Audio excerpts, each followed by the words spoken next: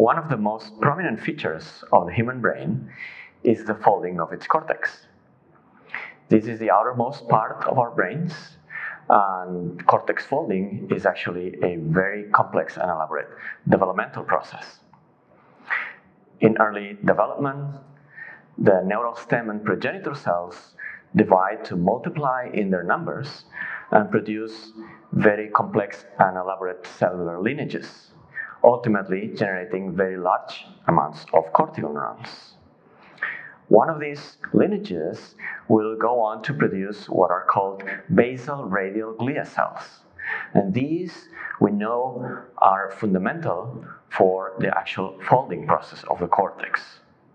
But this mechanism of folding of the cortex, we are just beginning to understand, and is very complex, and we know there are many different parameters participating in this process in different times during development.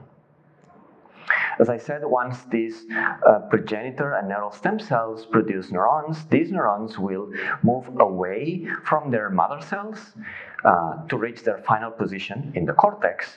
And this movement will be through or following trajectories also laid out by those basal radial glia cells. So those are very important, as I said, in this process. Now, once neurons occupy their final location, they will start what we call differentiation. They will start growing their dendrites and their axons, and these will begin to create mechanical forces of pushing and pulling the tissue around. And these mechanical forces and these features occur in specific patterns, which eventually start indicating or determining the buckling of the tissue, which in the end will form the folding. We also know that these mechanical forces emerging from the expansion of the tissue have an impact on gene expression.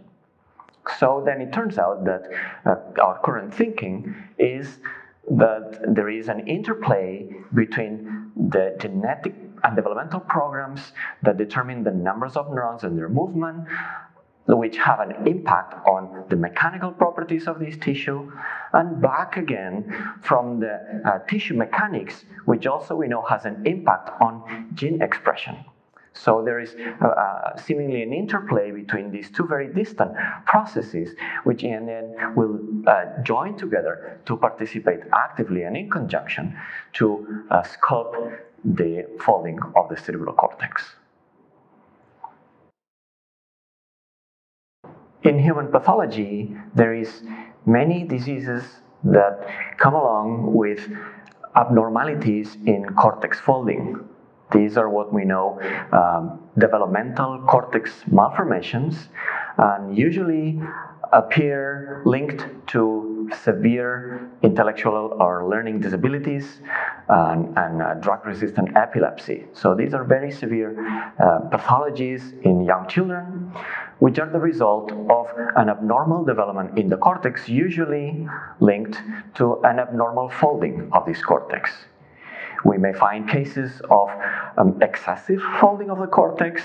We may find cases with insufficient numbers of folds in the cortex. And in both extremes, the abnormality will lead to these learning disabilities and cognitive disability. So understanding what are the developmental factors that lead to the normal formation and folding of the cortex are fundamental for various aspects of our health system. On the one hand, to understand what are the key factors in this process, so we can have diagnostic tools to anticipate the occurrence of these abnormalities in developing embryos or children. And also to find if we can identify factors that can then be manipulated pharmacologically or have some kind of an intervention that we can somehow rescue or recover to some extent these abnormalities that have such severe effects on those developing children.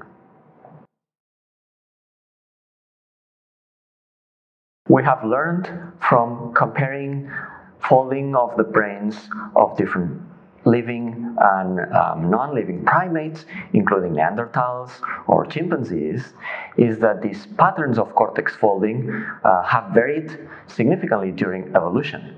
And particularly, if we consider the modern human and the Neanderthal human, there is also significant differences in the folding of their cortex. And this has been found to occur particularly in the prefrontal part of our brains, the prefrontal cortex, which are folded differently in these two human species. And we know that this part of the cortex is very important for higher cognitive abilities. And also we know that cortex folding has a particularly important function in approaching parts of the cortex that need to communicate with each other very frequently, that need to be exchanging information. So the pattern of folding of this cortex will have a very important influence on how easily the communication flows between the parts of the cortex, the parts of the brains. So in the end may have a very significant influence on the degree of cognition or the abilities that we can have at the cognitive level.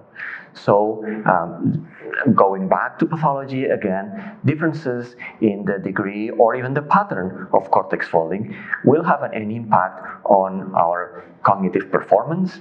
And so that could have been a part of our evolution that was positively selected in modern humans, that may be particularly advantageous versus other ways of folding the cortex, maybe in other types of humans.